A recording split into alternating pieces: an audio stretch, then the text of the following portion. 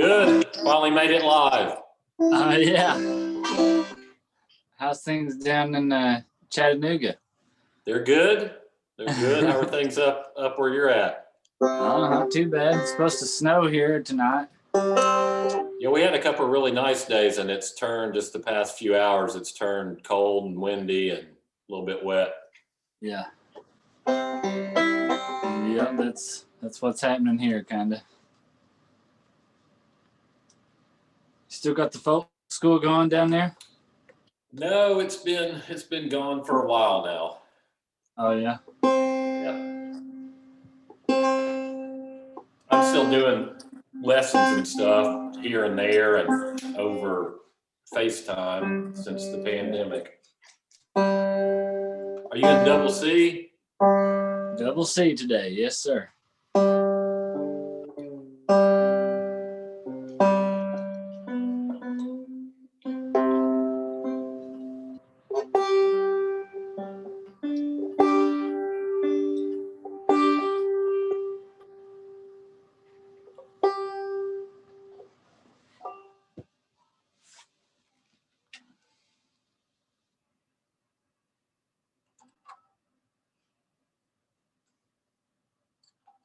I'll tell you though, I had a blast that time we got to go down there. Man, I guess that was the last time I saw you. Wow, man, that's been 10 years ago or so, isn't it? Is that like 2009 or something maybe, or 2010? Well, it was after that because my first Cowan was 2009, and then I also did 2011. So you would have been in Chattanooga after that. So okay. Like 11 or 12 maybe? That sounds about right. Yeah. We came with Rich and Nate. I can't remember how long that CD was out at the time. It was me and Brett and Rich and Nate. It was pretty brand new because when we were planning it, you sent me tracks of it and it hadn't been released yet. Okay. When did that come out? I don't know. I can tell you I got copies here somewhere.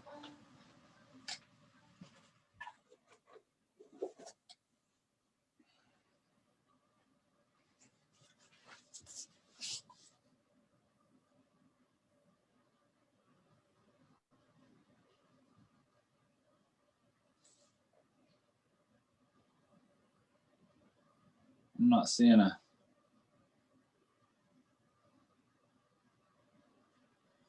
Well, there's at least one tune on here copyright 2010. So it would have been 2010 or 2011 at least. Yeah.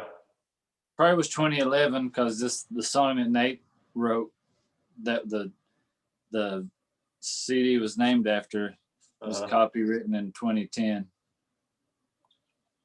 And I think we probably played it a good year or so before this came out. So yeah, about a 10-year anniversary on this thing. Yep. I mean, make Brett tell Brett Ratliff to get him to release it on vinyl. There you go.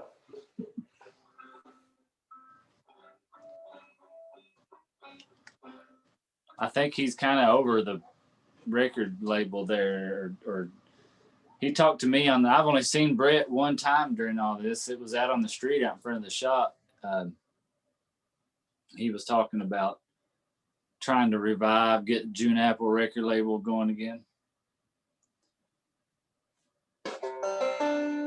I recorded a bunch of stuff back in the fall. Well, I say last fall, but it was actually fall of 2019. Yeah. I was during some of my guest spots doing tattoo work around Lexington. I went up and would stay with some of my friends in Frankfurt. One of my musical friends, Dan Atkins, and we just set up, and he has a great little recording setup in his house, and I just played banjo tunes for about 3 hours, and he recorded it all. And then we had a lot, and then I thought, well, if we're going to have a big pool of stuff recorded, I was like, we should do it again, And so about spring of 2020 last year, about the time I went to the Lexington old time music gathering, I went up to his house one more time and we laid down another whole handful of stuff. I've just been kind of sitting on it, Just solo stuff? Yeah, just banjo and vocals, or just banjo. It was real, usually I have a hard time trying to record that stuff on my own. Going up, Dan, he's a friend, and he was also John Harrod's a fiddle apprentice to John Harrod.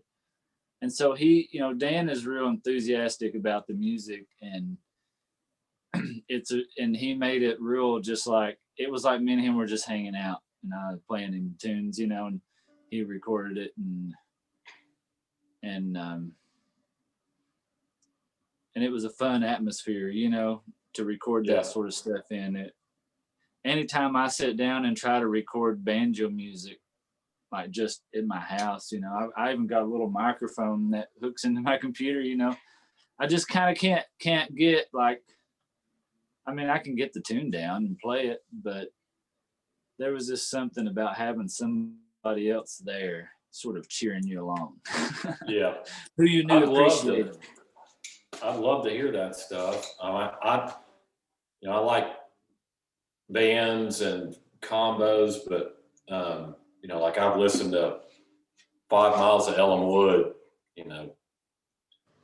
5,000 times. It's also, and it doesn't seem like a lot of people put out a lot of stuff like that. It's just the solo tradition stuff. So I hope that you make that available. Yeah, we're working towards it. It's just kind of been a weird year, for where my focus has had to go. Yeah. During the shutdown, I was kind of real focused on trying to get some stuff done. But what happened was during the shutdown, Dan, who had done all the recording and had all the good quality masters at his house, just so happens he worked for Kentucky Department of Unemployment. During all this, everybody, this massive unemployment thing happening, and people like me who normally don't qualify for unemployment. Yeah. Luckily for us, they made it to where we could get unemployment, but at the same time, it was crashing their system, Yeah. And Dan was ground zero for so I didn't hear that. I went months. So, hey, Dan, we did not hear from him. And then finally he got with me because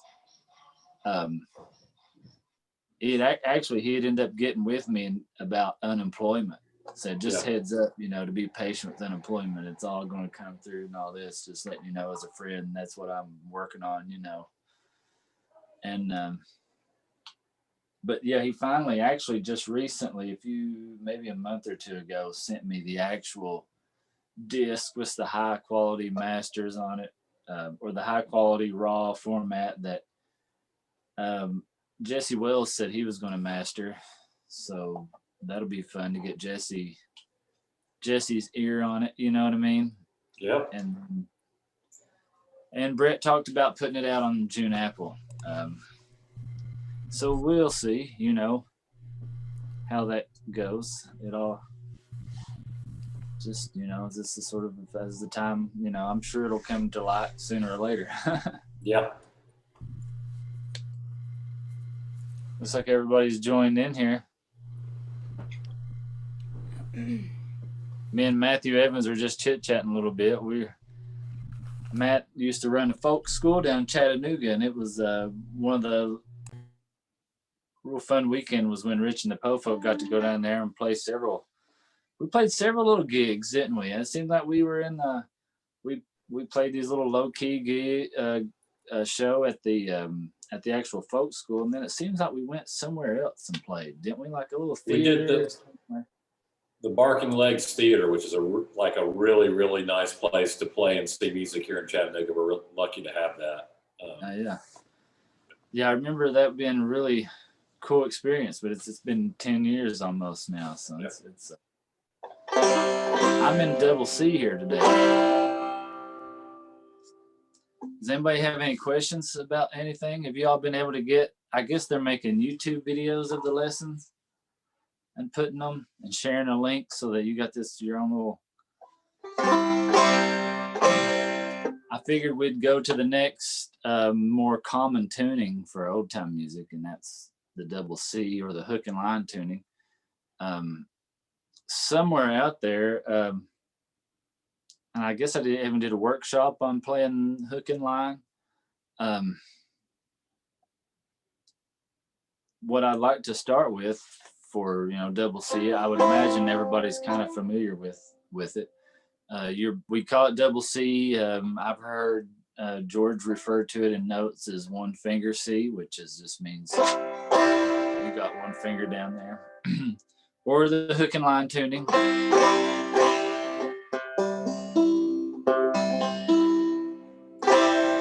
And basically there's a few little tunes, hook and line. There's a few little tunes that you can, as I call warm-up tunes. We've been exploring these back thumb techniques and these little sort of brush techniques. One of the things I want to focus on in double C is the use of the thumb string, and as kind of a double stop means with your fifth, with your any note that happens here. So for hook and line, the basic premise is, let me make sure I'm in tune here.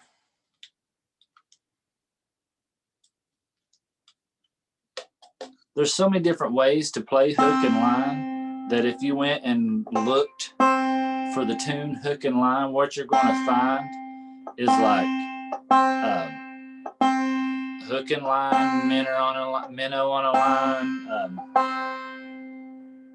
You're going to find like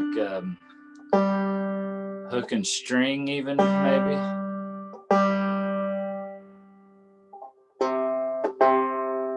But there's a lot of what you'll find the most is the variations in how the tune even really sort of plays.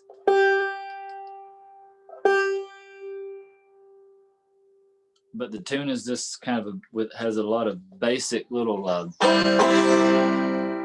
what I would consider Eastern Kentucky banjo licks. One being this little the alternate string or the pluck, and this is the perfect tuning to practice keeping like this. I practice keeping my middle finger on the fret here and just playing the pluck.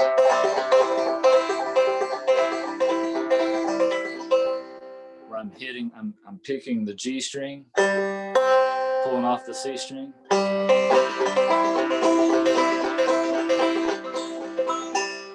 And hook and line.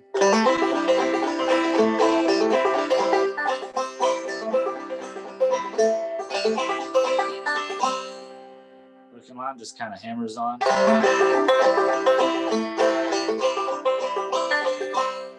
little, that's just pulling off of that.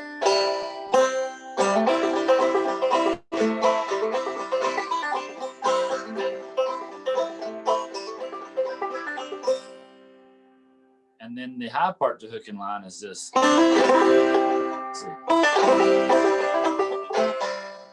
Wait.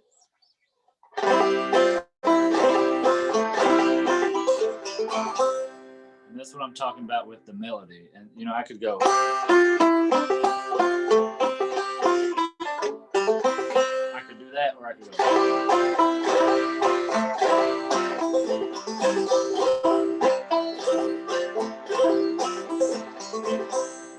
So I'm using those little back thumbs to keep the rhythm going and generate and play the melody at the same time.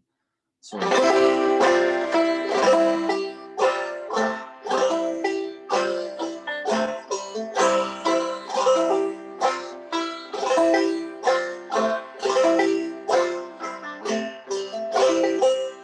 basically all I'm doing is I've got a little pattern going on here.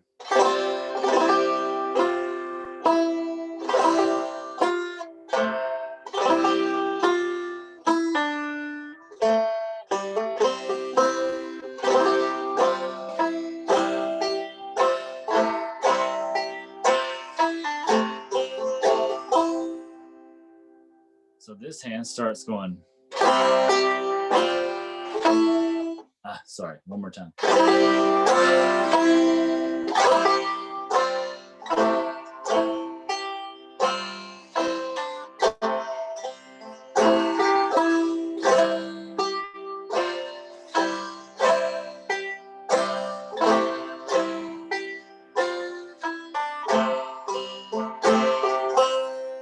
the hard part might be.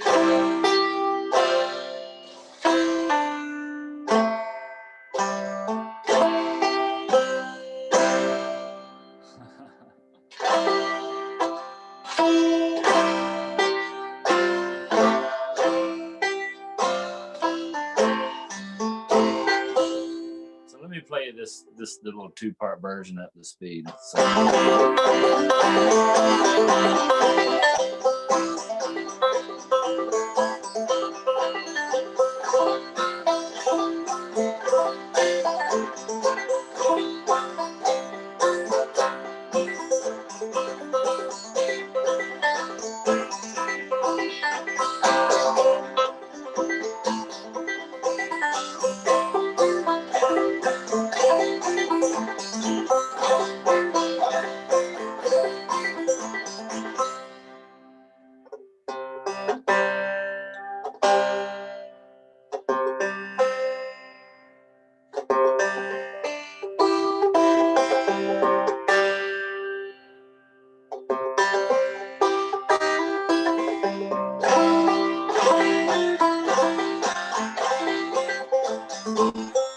Something more in tune to me there now.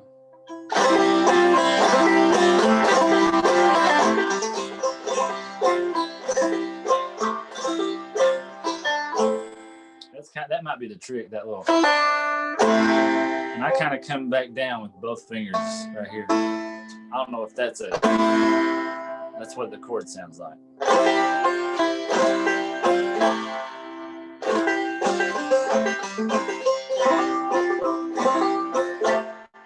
can do maybe that. I don't know if that's the right way to do it or not.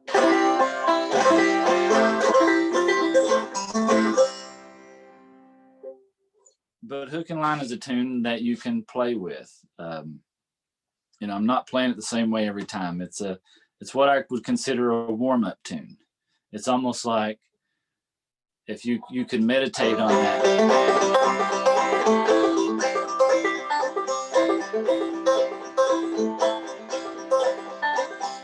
What I do is I practice just keeping my right hand playing the G string.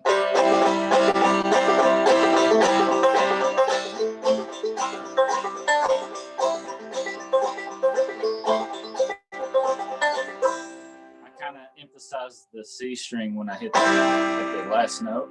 But the idea is almost like you're utilizing the little plucks and like pull offs to play the melody so that you can keep the rhythm going.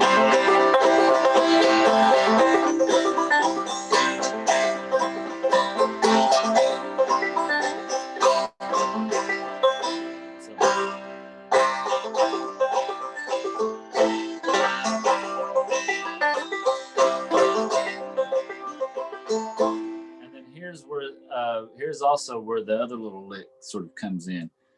We talked, I don't know what to call the lick. I call it Denver Mullins lick because I remember a guy named Denver Mullins who prominently played this little like.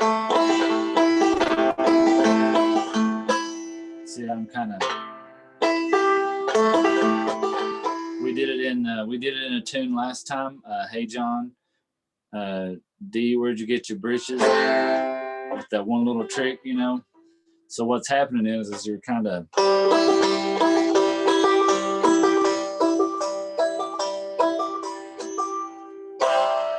And that's something that you can, it's just something you can choose to put in there later.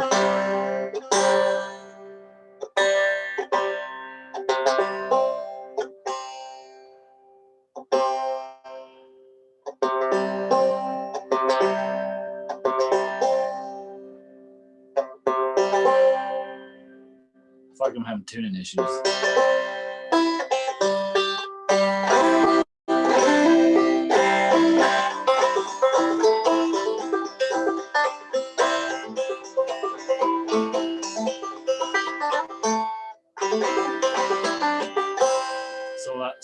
those notes that happen on this string. You know, Lee would kind of do that too. He would kind of switch to his middle finger to hit certain notes on that string. I don't know if it gives them more emphasis or not, but it kind of gives me, it allows this finger to come up and hit these bass notes.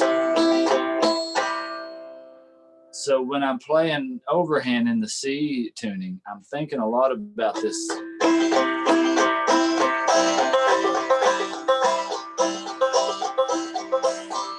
Keeping that continuous droning of that bass string going, and in the that's rooted in the African banjo traditions. Actually, those keeping those low, all these different little drones going. This hook and line is probably the one tune that I have heard of as far as like,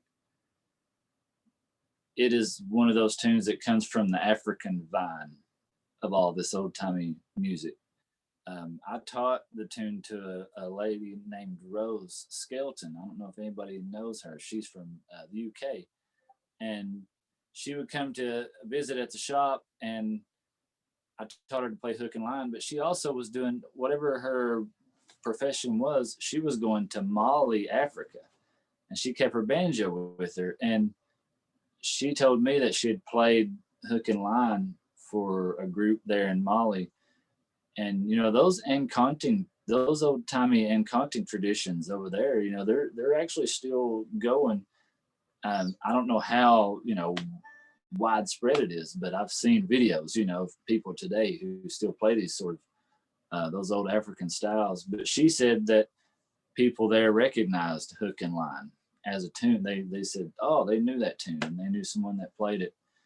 And there's a lot of that thought that you have to sort of apply, and I especially hear it in this double C tuning or whatever, this hook and line tuning, where you can keep not only your thumb string droning, but you can use that low C tuning or that low note to keep, and to sort of I recommend practicing this stuff on a fretless banjo if you got one. I pulled out the old fretless today just to show you like maybe a little example of playing a tune like hook and line. And then I'll play a couple other little, like I'll give you 3 good little, what I call warm-up tunes for all this stuff. So, you know, this is down lower than that.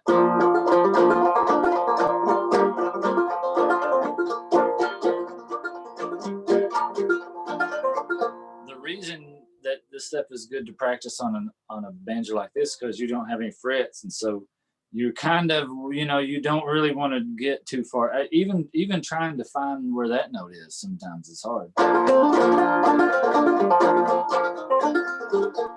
I'll play you like I'll play you what I would consider to be a hook and line medley, meaning like it's hook and line, but it's not going to be just the same couple parts.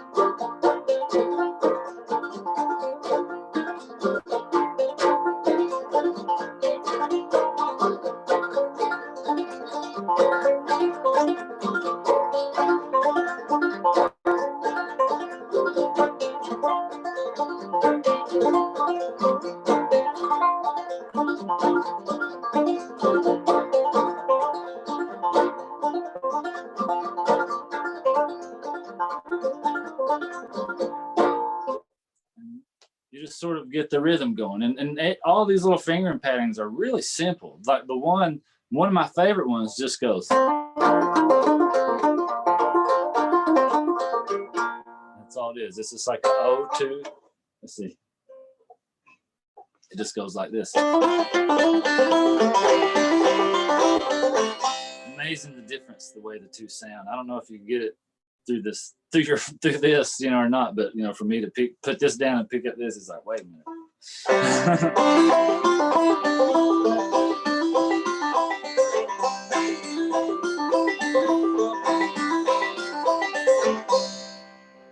So it's like,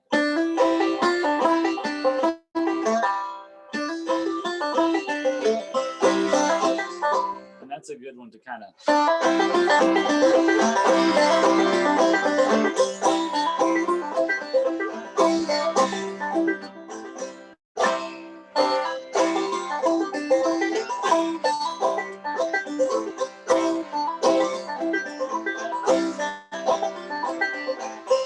And then that's where you can do the little.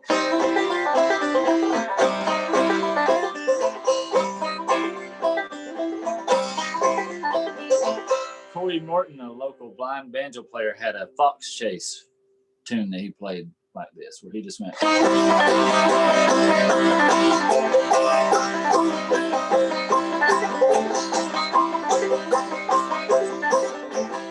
just kind of did that sort of thing over and over again, you know.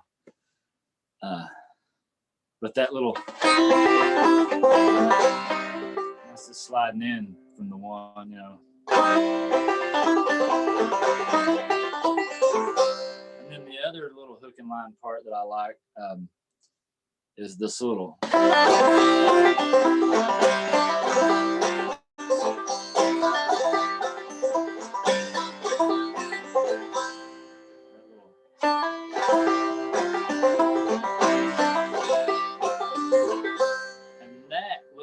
Right there will be in so many tunes in, you know, C, you know, like this is like hook and line is kind of like the root of a lot of tunes. You know, you'll find a lot of hook and line in so many other tunes, like Soldier's Joy, like. But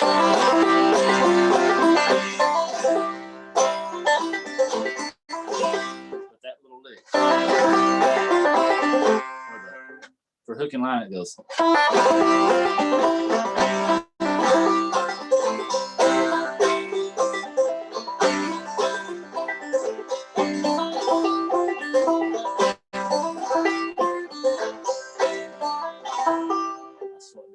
And give you the good angle here.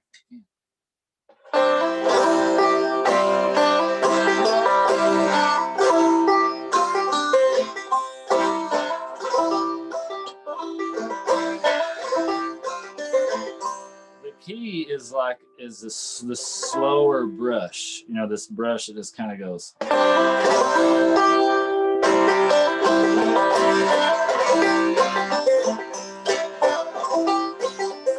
What helps me to get the timing right on the brush is think about getting all 4 fingers involved.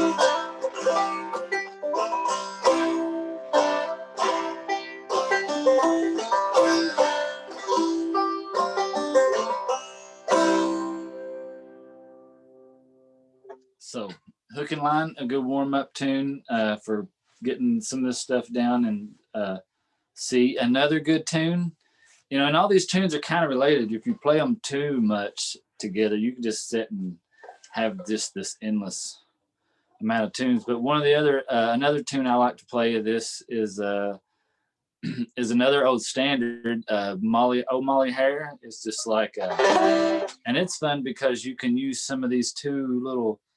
It's a pretty simple tune, but it teaches you stuff. You know, it teaches you some stuff to throw into more complicated tunes.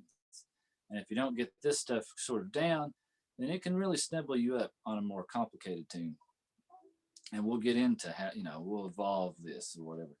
So Old Molly Hair, you've got this little chord progression that's kind of right there. And it's going to be your pattern. You're going to go. You're gonna hit that, and then you're gonna go. You might already know it. I don't know. But you should maybe know Molly Hair in your head. So it's like, but we're going to use it as a tune to sort of practice things like.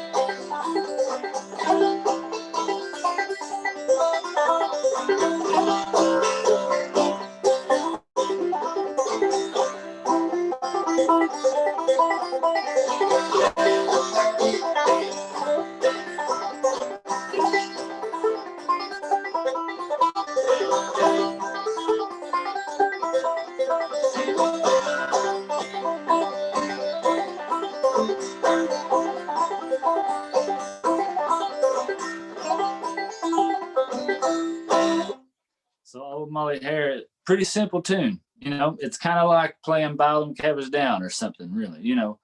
The point being is just kind of get those little. It's the same lick we've been kind of working on. So slide it up.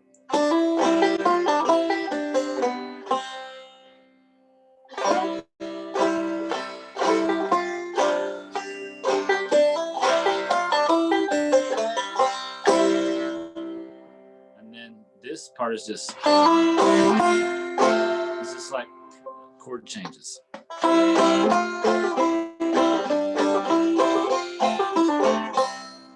like your C to the C to the G to the C. That's all it is, and that's all this is too. Just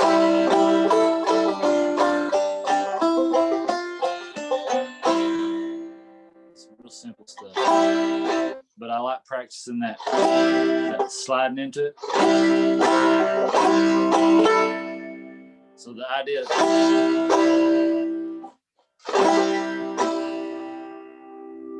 and I get my hand down here and my hand so it's ready to go. And just I kind of pop it with my thumb. So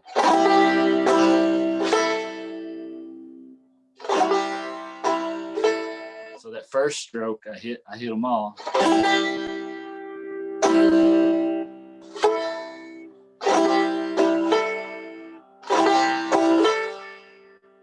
I'll do it again.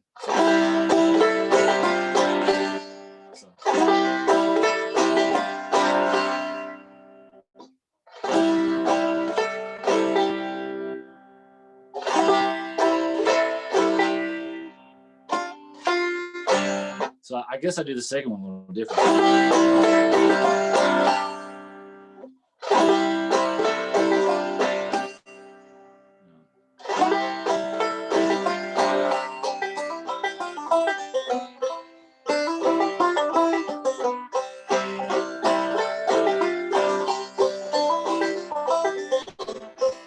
So, however you want to do it.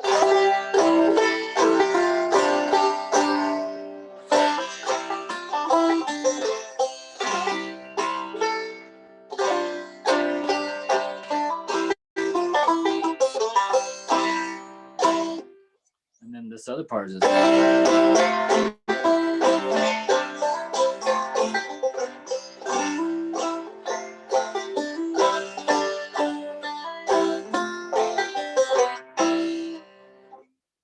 yeah, you just have to play with it because there's not a real one specific way to do it because I end up doing it different just depending on what happens. It's just he's kind of got to develop this little steady flow of consciousness, I guess. I don't know what to even call it.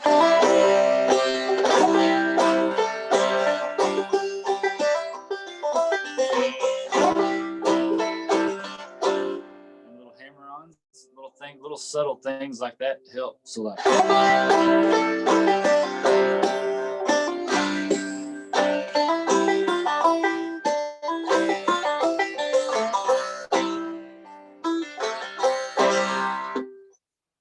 a tune like that, it keeps this bass string sort of going.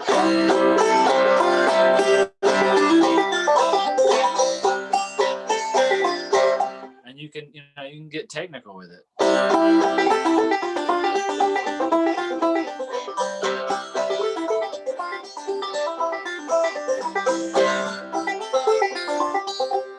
Trying to, you can still hear that.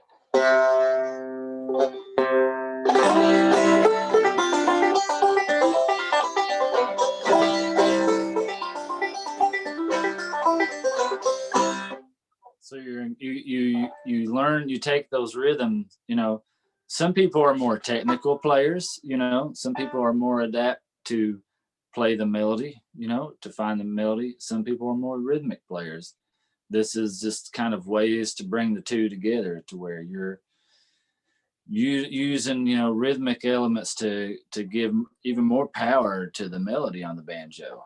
Sometimes the banjo, when it's just all melody, sounds sort of like it's missing something, and then sometimes when it's just straight, just rhythm, just someone, it can be missing something as well. This for me is my happy medium, because I really like all the different banjo styles. I appreciate a little bit of everything. One of my favorite banjo players is that fella, oh man, Larry Sigmund, is that his name? I met him a time or two. I remember he used to play with a lady named Barbara Poole. It was just him on a banjo and her playing the bass. And so he would play every song just super straight as it possibly played, it seemed like. But he played with a drive that I really admired.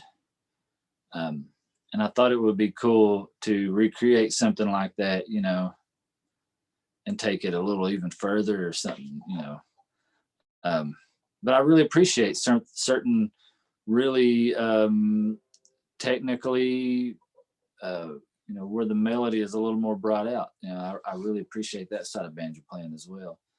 I love drop thumb, and I love taking a minute to, I like playing it like this. And I like playing it like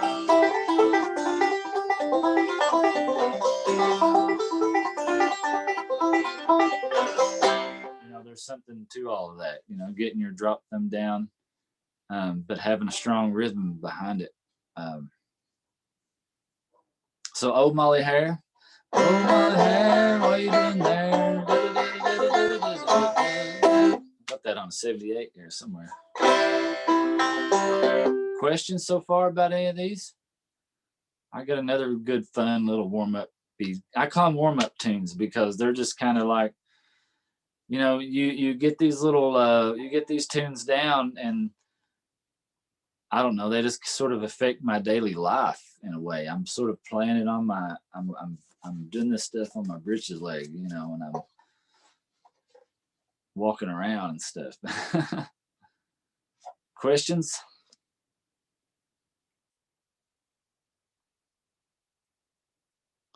Just checking, seeing who all is hanging out with us here. John, not a question, but just another observation. This song uses that two-note scale of harmonies that I talked about a couple of weeks ago. And you can really do a whole lot with just those two. Yeah. Yeah, those. I noticed that about Lee's playing a lot, is that he will find ways of doing just two-noted chords, just finding those little two-noted. There's some, when we get into, I got a few tunes that are in some other tunings that have some even better, some good examples of that you'll enjoy. Well, I've played around a lot with that since the Cowan class that we took. All of those tunings, that's Yeah. a kind of a universal thing, because it just, you can have those 2-note harmonies within any of these crazy tunings that you have. Yeah. And it's really fun to explore those. You can use the first and the third strings too. There's all kinds of, you can use the first and the fourth. So that's a fun area of exploration for adding on all of these drop thumb techniques, the pull offs and hammer-ons, and really, you can, I've even used those with one of your tunings that we learned, the Moonshiner tuning, Cashmere from Led Zepp Physical Graffiti. Oh yeah. Well, that's kind of what that is a dad. It's like if you just don't have enough strings for it to be the dad gad tuning. It's just the DGAD tunings, the DGAD tuning, or yeah, something like that. There was another tuning. Well, some of the F tunings are real nice. They have some real cool little patterns up and down the neck. We used to do that Carter family tune, Solid Gone, with Rich and the Po folks, and we played it in F. And I used that tuning that Lee called cross key, which is the Cumberland Gap tuning. And it has some really nice little 2-finger chord things up and down the neck. It's really nice. But yeah, we'll get into that for sure. So one more little warm-up tune for the key of C. I like playing it's a Kentucky Clodhoppers tune. Hot got chicken and flew upstairs, or Hot's got the chicken and gone. But for playing, these little techniques, it's a tune kind of like Hook and Line, kind of like Old Molly Hare, where you can just, comfortable. They're comfortable tunes to play. Let's see, how's it go? You get the joy of starting on another chord on this tune. So it starts on your F tune, or F chord.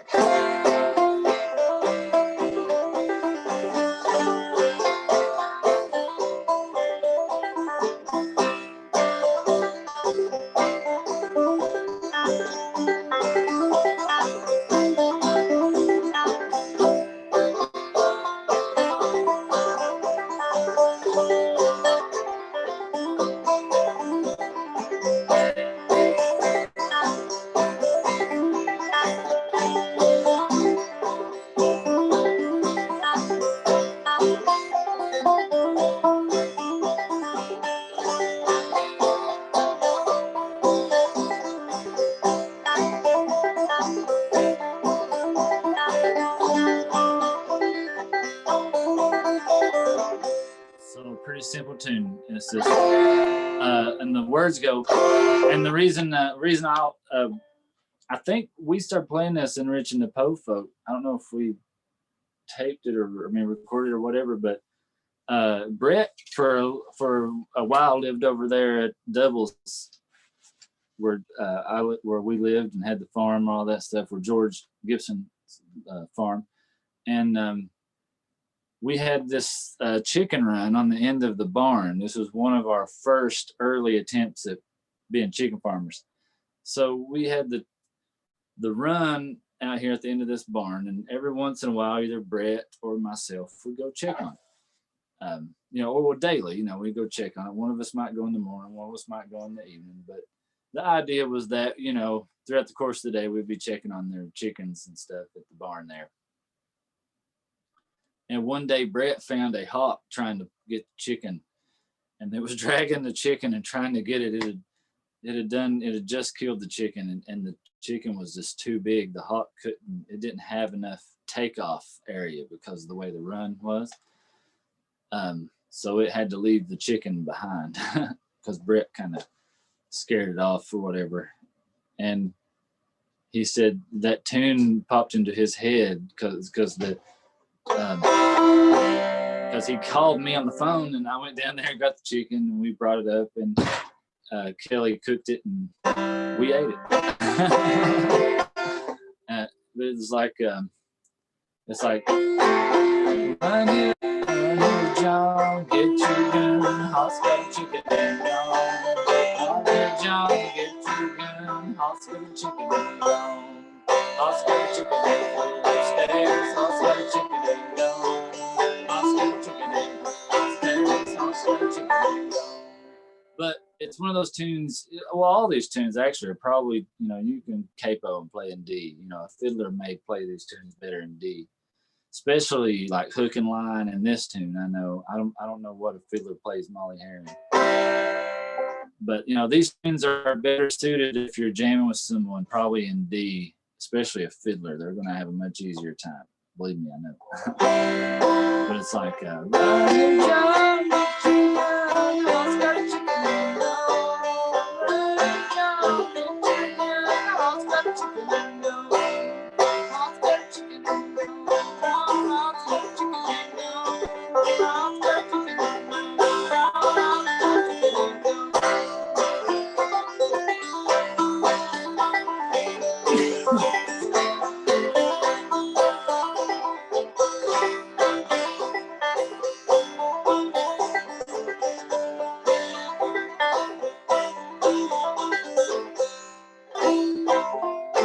so it's your F. You can practice like this. Sometimes I used to just practice them.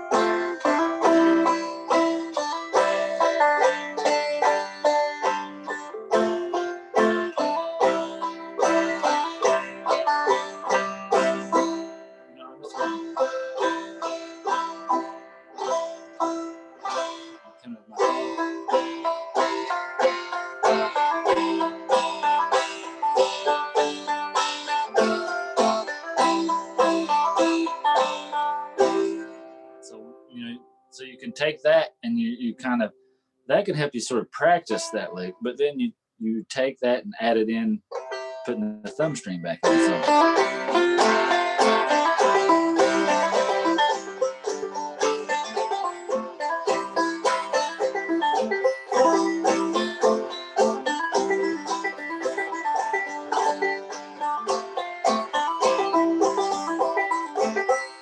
See, so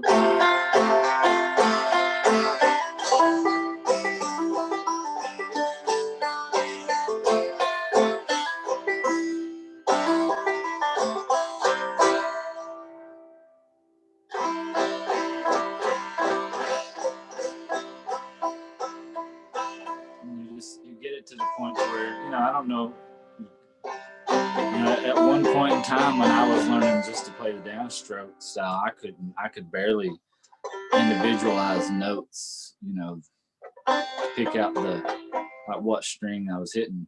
And it's the same thing. You get to the point to where that becomes somewhat naturally to you.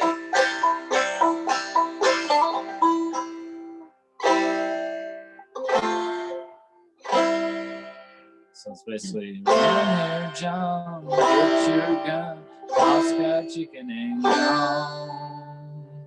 John, Run here, John, get your gun, Oscar chicken and gone. Oscar chicken and gone. Oscar chicken and gone. I don't know what the chord does. Oscar chicken and gone. Oscar chicken and gone. Oscar chicken and gone. Oscar chicken and gone. Oscar chicken and gone.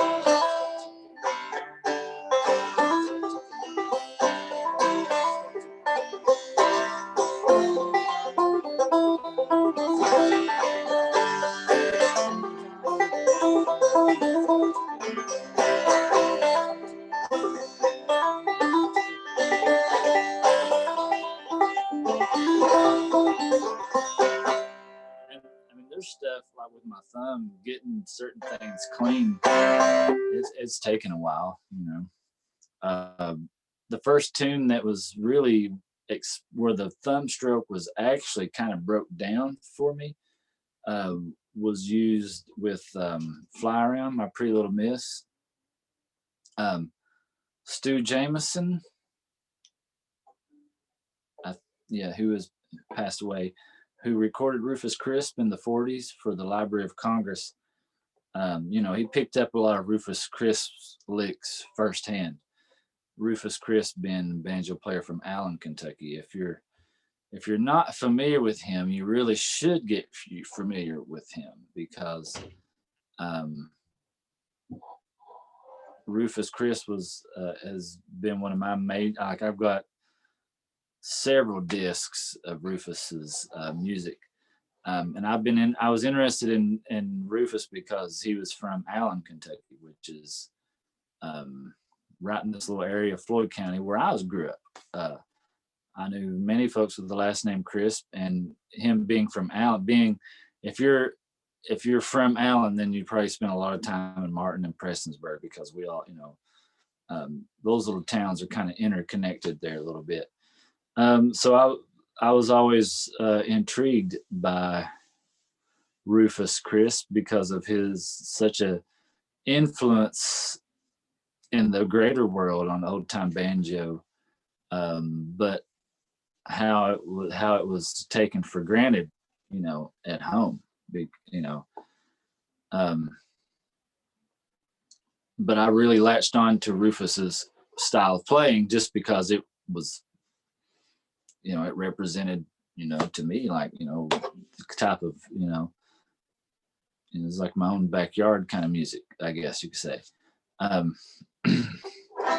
Point being, what was I saying actually about Rufus? But Stu Jameson actually recorded Rufus for the Library of Congress and picked up a lot of his licks. And if it probably wouldn't have been for George knowing Stu in Florida, this is kind of one of those interesting sort of how the circle comes around.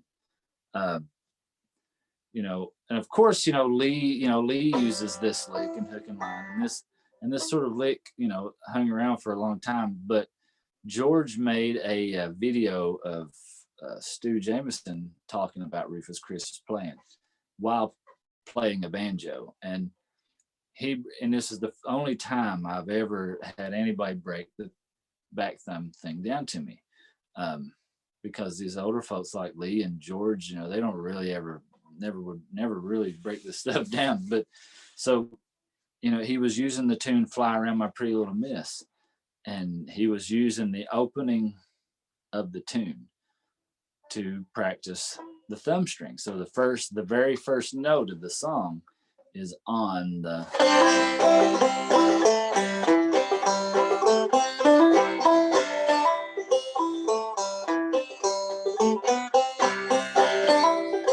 So if you're just doing it on that one note, and that's the one note you're always going to do it on, it's a good way to kind of practice it. Because for me, I never know how it's going to fall in there. But a good song, just to know that you're always going to be like. I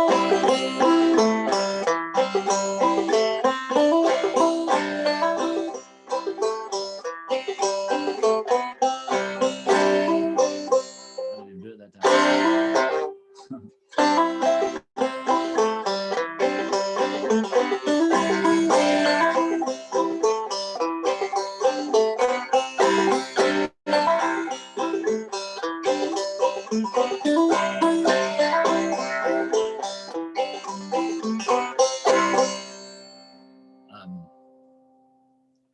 There's what I call the universal B part to that, which I think is more like Tommy Jarrell, and then there's like the way I've never heard I've never heard like Lee or George, and then there's also a recording of Buell Kazee playing this song, and he doesn't play the high part anything like Tommy Jarrell. But if you go to a festival or if you go into a jam session and you play "Fly Around," you're probably going to end, even in Kentucky these days, you're probably going to end up playing like the Tommy Jarrell version with the.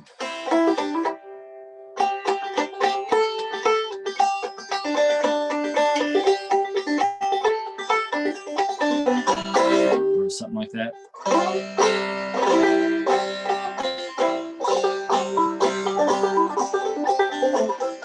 So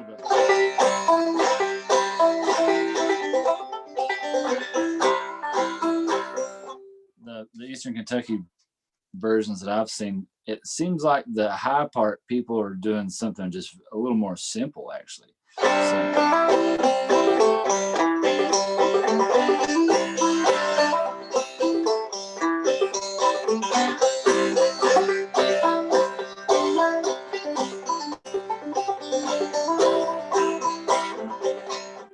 My bad.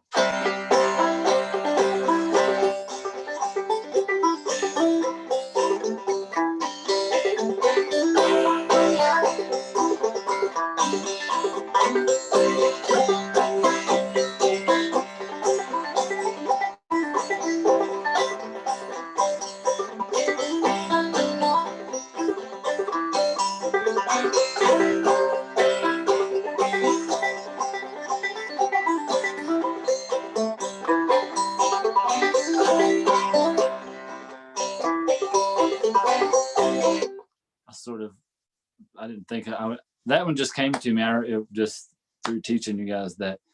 I was just reminded of that one. We played it in the Traveling Snakes back in the day. Or wait, do we play it? You know, me and Kevin played that tune out a lot. It's a good fiddle banjo tune, a great little fiddle banjo tune. It's a good one to sing. It's a good one to dance to. There's some great lyrics about it, you know, and I even kind of modified them to suit my own taste here and there. So, we used to live on a mountain top, but now I live in town. Give me a jug of liquor, boys, and I'll drink it on down. Fly around my place, fly around my crazy, fly around my place, you almost drive me crazy.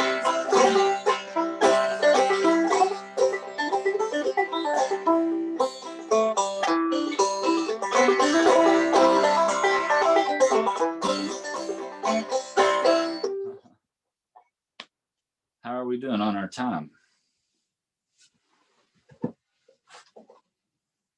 8:19. We got about 10 minutes. Does anybody want me to explain anything else? I had another tune that could be kind of a more advanced tune and start working on. Although we got 10 minutes, I know we've focused on what I considered to be warm-up tunes. We got warmed up, didn't we? Finally. Questions or anything?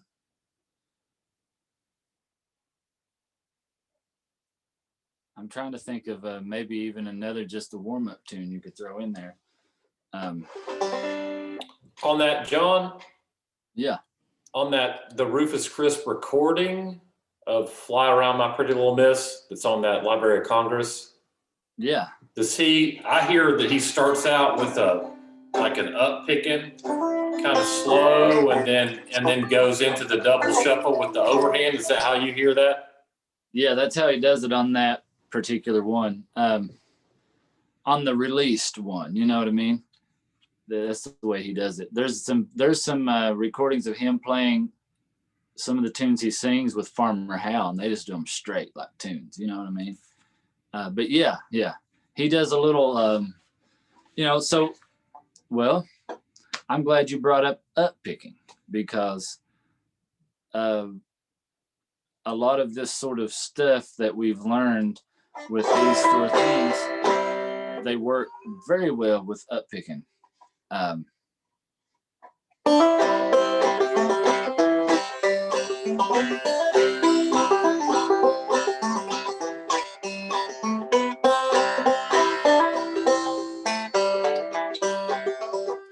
And there's even way up picking can sort of cross into two finger in the realm of like.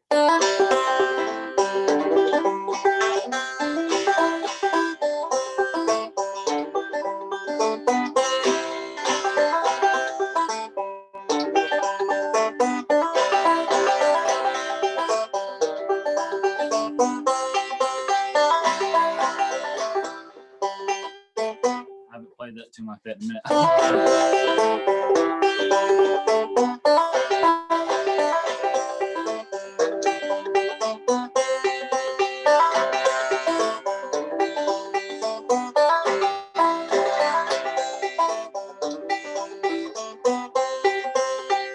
this, you're kind of like,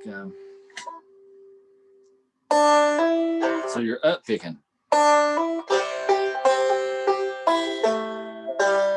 But you're switching to two finger, sort of, kind of halfway through.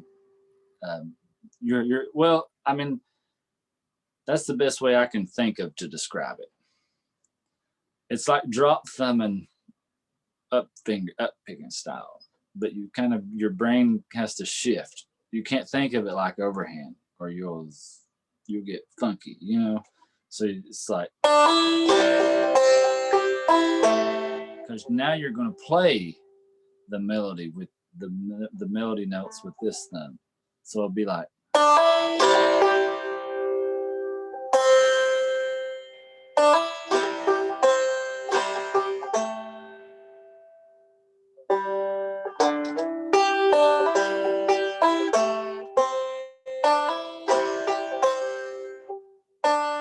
see if I can get my fingers up here closer to the screen.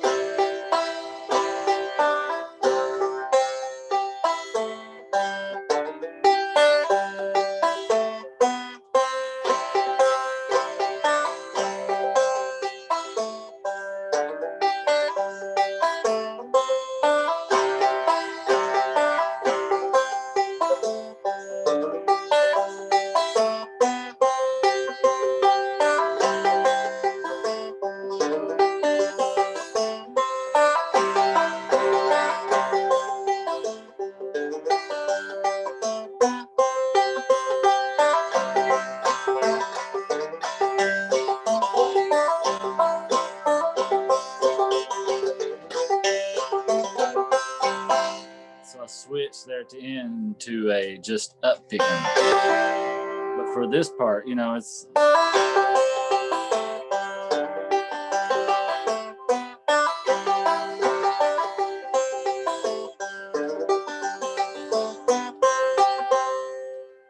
the only way I can explain it is just, you know, I'm thinking more like a two-finger banjo player on that tune when I'm playing it like that. When I'm thinking about that Rufus, that particular Rufus Crisp recording. And I've got another tune or two that sort of does that. We'll say this will be our warm-up tune for this, because I've already thought of 3 tunes to teach now, maybe for next week, to sort of build on these. One, you know, get familiar with them actually. Ed Haley's tune, one of them is Fork a Deer. You know that tune I'm talking about? I like playing Fork a Deer because we just kind of used to play it so much back in the day. And I consider, you know, we all kind of learned it the way we all played it from Paul David Smith. And you know, Paul David Smith has 4 parts for that tune. And it's a fun one to, you know, take what we're doing, take it a step further, because you even get to use some of those little notes like that in the tune. And so there's that one, Fork a Deer. Let's see. So another one that you having me explain the sort of Rose of the Mountain, another fiddle tune. It's a John Morgan Salyer tune. I don't know if you'll find a banjo version of it, but I've had a banjo version of that tune now for a pretty long time. I played the tune when I've been a dad now going on 16 years. So when my daughter was a wee little baby, it was a tune I always played because her middle name is Rose. So I played Rose of the Mountain. It's a real pretty tune. But it involves this little, I'll give you this little example. Let's see.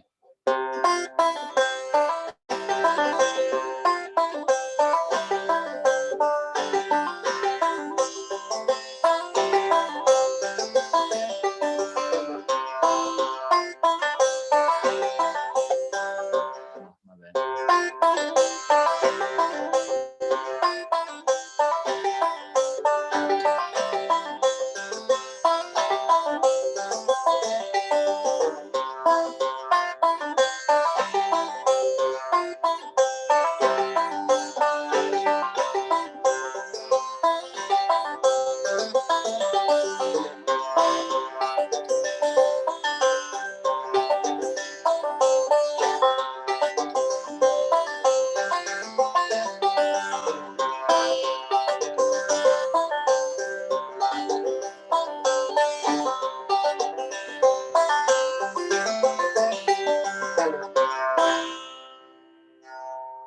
pretty fun one. But it'll use a lot is what, those little crossover up picking things and 2-finger tunes. A lot of people will play that stuff, play similar stuff using 3 fingers, which we mentioned this earlier, like the Doc Boggs style of playing, how you can kind of do the same thing with 2 fingers. Some of it you can't. Some of it, like, well, Doc Boggs style, even like when you think about tunes like Down South Blues, he's kind of in the same realm of what we're doing now, only he might be using certain fingers, but if you just tried to go home and emulate it with 2 fingers, you'd be in this sort of similar realm, I guess, of banjo playing. And then I'll think of maybe one more, but playing those 2 tunes alone next week would be, if we really broke them down, would be probably plenty enough, considering we've been hitting on about 3 tunes a week so far. I hope that's not too overwhelming. I just figured, I like having a little nice, whether you learn those tunes or not is not really the important thing. The important thing is just kind of,